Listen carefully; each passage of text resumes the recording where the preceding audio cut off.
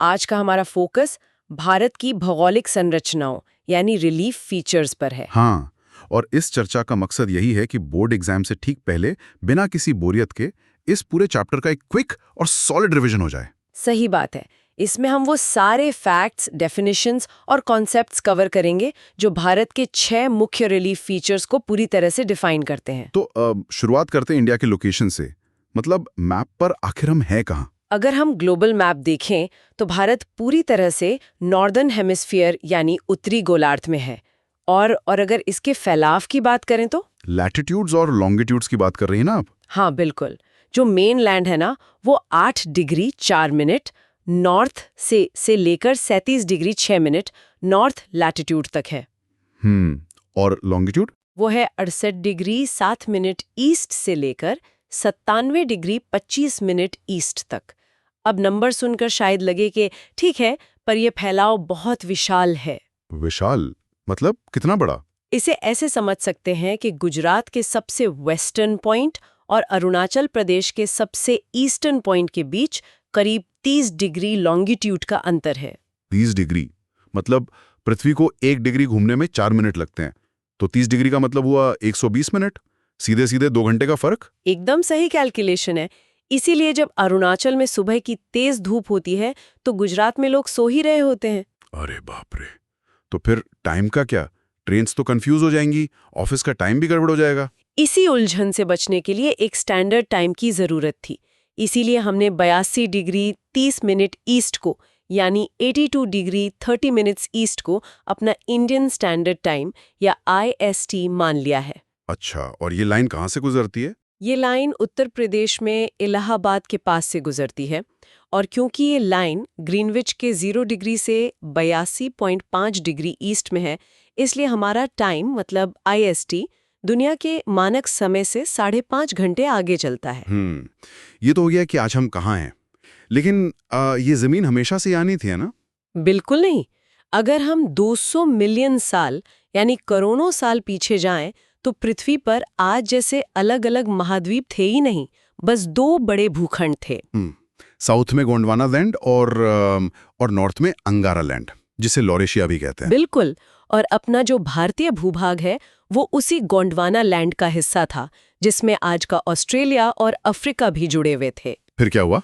फिर पृथ्वी के अंदर जो मैग्मा उबल रहा था उसकी वजह से ये विशाल भूखंड टूट गया और इंडियन प्लेट अलग होकर नॉर्थ की तरफ खिसकने लगी। लाखों सालों तक ये ऐसे ही चलती रही और आखिरकार अपने से बहुत बड़ी यूरेशियन प्लेट से जा टकराई। हाँ, इस टक्कर को हम ऐसे समझ सकते हैं कि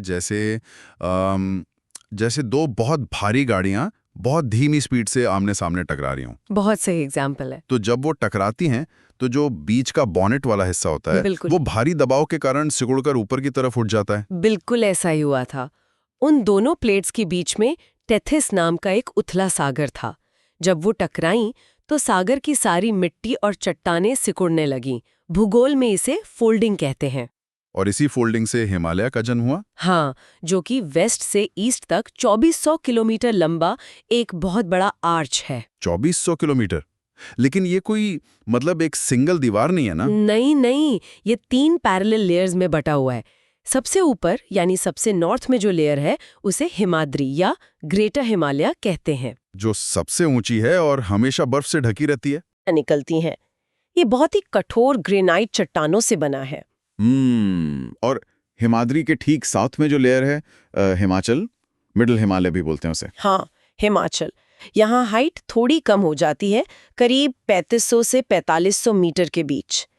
पीर पंजाल और महाभारत जैसी मशहूर पर्वतमालाएं यही हैं। अच्छा, और जो हमारे हिल स्टेशंस हैं जैसे शिमला, नैनीताल, डलहौजी, वो सब इसी लेयर में आते हैं। बहुत ही खूबसूरत घाटियां हैं यहाँ। और फिर सबसे आखिरी वाली लेयर शिवालिक। सही कहा, शिवालिक सबसे आउटर लेयर है। इसकी हाइट सिर्फ 600 से 1500 मीटर के बीच है। लेकिन इसकी एक खास बात है। क्या? ये हिमाद्री की तरह पुरानी और कठोर चट्टानों से नहीं बनी है, बल्कि ये उन नदियों द्वारा लाई गई मिट्टी और पत्थरों से बनी है जो ऊपर से बहकर आती थीं। यहीं पर एक चीज आती है, डून्स, यस, जैसे देहरादून का नाम सबने सुना है। बिल्कुल। पर मुझे हमेशा ये उलझन रही है कि ऊबड़-खाबड़ पहाड़ों के बीच अचानक से ये बिल्कुल फ्लैट घाटियां कैसे बन गईं? इसके पीछे का प्रोसेस बहुत ही इंटरेस्टिंग है। जब हिमालय की पहाड़ियां नई नई ऊपर उठ रही थी ना, तो उन्होंने नॉर्थ से आने वाली नदियों का रास्ता ब्लॉक कर दिया। तो पानी भर गया होगा। बिल्कुल, पहाड़ियों के बीच विशाल झीलें बन गईं। हजारों सालों तक नदियां अपने साथ जो गाद और मिट्टी लाती थीं, वो उन झीलों में जमा होती रहीं। फिर समय के साथ जब नदियों ने रास्ता काट लिया और झीलों का पानी बह गया, तो पीछे जो फ्लैट और उपजाऊ जमीन बची उसे ही डून कहते हैं। क्या बात है। हाँ, ये असल में पुरानी झीलों के बेसिन हैं। और एक और बात, हिमालय ईस्ट की तरफ जाते जाते ब्रह्मपुत्र नदी के पास साउथ की ओर एक तीखा मोड़ लेता है। अच्छा, वो जो भारत के ईस्टर्न बॉर्डर पर पहाड़ियां हैं, पूर्वांचल कहते हैं उन्हें। बिल्कुल। पटकाए, नागा, मिजो हिल्स, ये सब पूर्वांचल का ही हिस्सा हैं। और पता है, हिमालय सिर्फ एक फिजिकल बैरियर नहीं है, ये पूरे सबकॉन्टिनेंट का क्लाइमेट कंट्रोलर है। क्लाइमेट कंट्रोलर कैसे? अगर हिमालय नहीं होता ना, तो सेंट्रल एशिया से आने वाली बर्फीली हवाएं सीधे भारत में घुस आती और नॉर्थ इंडिया का एक बड़ा हिस्सा एकदम जमा दिले वाला रेगिस्तान होता। और ये मानसून की हवाओं को भी तो रोकता है। हाँ, समुद्र से आने वाली नमी वाली हवाओं को रोककर ये बारिश करवाता है। और इसी बारिश और पिघलते ग्लेशियर से नदियां बनती हैं। जब ये नदियां हिमालय से नीचे उतरी तो उन्होंने अपने साथ लाखों टन मिट्टी लाकर नीचे बिछा दी, जिसे हम सिल्ट या गाद कहते हैं। हाँ, तो हिमालय के ठीक नीचे जो एक विशाल खाई थी, वो धीरे धीरे इस उपजाऊ मिट्टी से भर गई और ऐसे बने हमारे नॉर्दर्न प्लेन्स, यानी उत्तर के मैदान। बिल्कुल। और इन विशाल मैदानों को 3 मुख्य नदी प्रणालियों ने घड़ा है, सिंधु, गंगा और ब्रह्मपुत्र। तो ये मैदान भी 3 हिस्सों में बटे होंगे। हाँ, वेस्ट से ईस्ट तक। सबसे वेस्टर्न हिस्सा सिंधु यानी इंडस और उसकी सहायक नदियों ने बनाया है। आज़ादी के बाद इसका बड़ा हिस्सा पाकिस्तान में चला गया, लेकिन अपना पंजाब और हरियाणा इसी का हिस्सा है। इसके बाद आता है बीच का हिस्सा, गंगा का मैदान, जो सबसे बड़ा है। सही कहा। ये घग्घर नदी से लेकर तीस्ता नदी तक फैला हुआ है। इसमें यूपी, बिहार और वेस्ट बंगाल जैसे स्टेट्स आते हैं। और सबसे ईस्ट में असम की घाटी, जो ब्रह्मपुत्र नदी ने बनाई है। बिल्कुल सही। अब इन मैदानों को समझने के लिए 2 बहुत ही खास टर्म्स आते हैं, भाभर और तराई। भाभर तो वो है ना जो एक छलनी की तरह काम करता है, मतलब एक सीव की तरह। छलनी? वो कैसे? देखो, जब नदियां शिवालिक के पहाड़ों से एकदम तेजी से नीचे उतरकर फ्लैट मैदान में आती हैं, तो उनकी स्पीड अचानक कम हो जाती है। तो स्पीड कम होने से वो अपने साथ लाए भारी कंकड़ और पत्थरों को शिवालिक के ठीक नीचे करीब 8 से 16 किलोमीटर चौड़ी एक पट्टी में जमा कर देती हैं। बिल्कुल। अब होता यह है कि वहां इतने ज्यादा पत्थर होते हैं कि छोटी नदियां उन पत्थरों के नीचे से बहने लगती हैं। ऊपर से वो एकदम गायब हो जाती है, जैसे पानी छलनी से नीचे निकल गया हो। अरे वाह, बहुत ही बढ़िया एग्जाम्पल है। और जब यही नदियां इस भाबर वाले इलाके को पार करके आगे निकलती हैं, तो पत्थर खत्म हो जाते हैं और पानी वापस सतह पर आ जाता है। तो पानी के अचानक ऊपर आने से जमीन गीली और दलदली हो जाती है। हाँ, और इसी दलदली और नम इलाके को हम तराई कहते हैं। तराई? मैंने सुना है यहाँ पहले बहुत घने जंगल हुआ करते थे। हाँ, ऐतिहासिक रूप से यहाँ बहुत घने जंगल और जंगली जानवर थे। लेकिन आज़ादी के बाद जब पार्टीशन हुआ और रिफ्यूजीज आए, तो उन्हें बसाने और खेती के लिए इन जंगलों को साफ करना पड़ा। और आज ये भारत के सबसे उपजाऊ कृषि क्षेत्रों में से एक है। बिल्कुल। अब अगर हम नॉर्दर्न प्लेन्स के इस उपजाऊ जमीन से थोड़ा वेस्ट की तरफ अरावली पर्वतों की ओर जाएं, तो सीन एकदम पलट जाता है। मतलब पूरा सूखा थार का मरुस्थल, जहां उत्तर के मैदान पानी से भरे हैं, वहीं ये इलाका पानी की एक एक बूंद को तरसता है। इसके सूखेपन का कारण भी बहुत साइंटिफिक है। ये इलाका अरावली पर्वतों के लीवार्ड साइड में पड़ता है, यानी हवा के विपरीत दिशा में। और मैंने कहीं पढ़ा था कि अरावली की डायरेक्शन ही कुछ ऐसी है कि मानसूनी हवाएं उससे टकराने के बजाय उसके पैरेलल आगे निकल जाती हैं। सही पड़ा है। इसी वजह से यहाँ साल भर में 150 मिलीमीटर से भी कम बारिश होती है। यहाँ की एकमात्र बड़ी नदी लूनी है, जिसमें सिर्फ बारिश के मौसम में पानी आता है, और वो भी समंदर तक पहुंच नहीं पाती, रास्ते में रेत में कहीं गायब हो जाती है। हाँ, लेकिन यहाँ इंसान की इंजीनियरिंग की दाद देनी पड़ेगी। 650 किलोमीटर लंबी इंदिरा गांधी नहर ने इस भूगोल को काफी हद तक बदल दिया है। वो नहर जो पंजाब की नदियों का पानी सूखे मरुस्थल तक लाती है। बिल्कुल। उसी की वजह से राजस्थान के कई हिस्सों में अब हरियाली है और खेती भी हो रही है। सही है। चलिए अब उत्तर भारत की नई और सॉफ्ट जमीन को छोड़कर साउथ की तरफ चलते हैं। ये वो हिस्सा है जो धरती के सबसे पुराने, कठोर और स्टेबल टुकड़ों में से एक है। आप पेनिनसुलर प्लेटू यानी प्रायद्वीपीय पठार की बात कर रहे हैं। हाँ, ये उसी पुराने गोंडवाना लैंड का हिस्सा है जो कभी फोल्ड नहीं हुआ। मतलब ये इग्नियस और मेटामॉर्फिक चट्टानों से बना है। एकदम से। और इस विशाल पठार को हम नर्मदा नदी के बेसिस पर दो मुख्य हिस्सों में बांट सकते हैं। अच्छा? हाँ, नर्मदा के नॉर्थ में जो हिस्सा है उसे सेंट्रल हाईलैंड्स कहते हैं। इसमें मालवा का पठार आता है और ईस्ट की तरफ छोटा नागपुर का पठार है। छोटा नागपुर तो मतलब खनिजों का भंडार है, कोयला, लोहा सब वहीं मिलता है। बिल्कुल। और नर्मदा के साउथ में जो एक बड़ा सा ट्रायंगुलर हिस्सा है उसे हम दक्कन का पठार यानी डेक्कन प्लेटू कहते हैं। और इस पठार के दोनों किनारों पर पहाड़ियों की लंबी लाइन है जिन्हें घाट कहते हैं। वेस्ट में वेस्टर्न घाट और ईस्ट में ईस्टर्न घाट। और इन दोनों की बनावट एक दूसरे से बिल्कुल अलग है। अलग कैसे? वेस्टर्न घाट जो है वो समुद्र तट के बिल्कुल पैरेलल एक लगातार और ऊंची दीवार की तरह है। इन्हें पार करना बहुत मुश्किल है, सिर्फ कुछ नेचुरल दर्रों यानी पासेस से ही आर पार जाया जा सकता है। और साउथ इंडिया की सबसे ऊंची चोटी अनाईमुड़ी, जिसकी हाइट 2695 मीटर है, वो भी तो यही है ना? हाँ, अनाईमुड़ी यही है। और नीलगिरी की फेमस चोटी डोडा बेट्टा भी वेस्टर्न घाट में ही है। लेकिन जब हम ईस्टर्न घाट को देखते हैं तो वो बिल्कुल भी कंटिन्यूअस नहीं है। वो बीच बीच में से बहुत ज्यादा कटा फटा और टूटा हुआ है। और उसकी हाइट भी कम है। ईस्टर्न घाट की सबसे ऊंची चोटी अरोमाकोंडा है जो सिर्फ 1680 मीटर ऊंची है। यहाँ एक सवाल आता है दिमाग में। जब मैं मैप देख रहा था तो मैंने नोटिस किया कि गोदावरी, कृष्णा और कावेरी जैसी बड़ी नदियां निकलती तो वेस्टर्न घाट से हैं, लेकिन वो पास के अरब सागर में गिरने के बजाय पूरे डेक्कन प्लेटो को पार करके ईस्ट की तरफ बहती हैं और बंगाल की खाड़ी में गिरती हैं। ऐसा क्यों? बहुत ही शार्प ऑब्जर्वेशन है।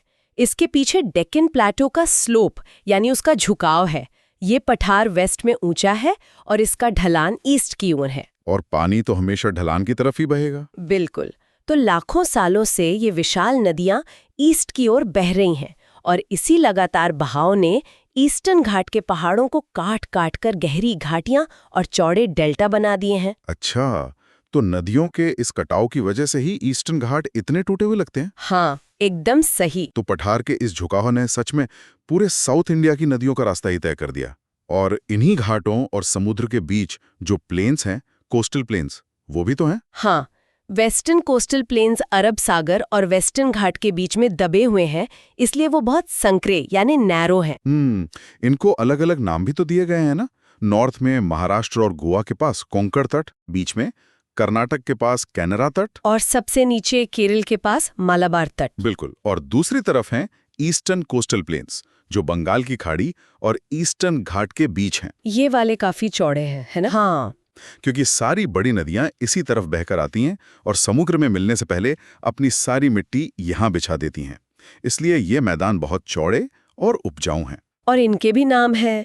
उड़ीसा के पास उत्कल तट, उसके नीचे आंध्र प्रदेश में सरकार तट और तमिलनाडु वाले हिस्से में कोरोमंडल तट। सही कहा। और इसी तट पर चिल्का और पुलिकेट जैसी विशाल खारे पानी की झीलें भी हैं जो यहाँ के इकोसिस्टम का बहुत जरूरी हिस्सा है। अब इस भौगोलिक यात्रा के एकदम आखिरी पड़ाव पर आते हैं।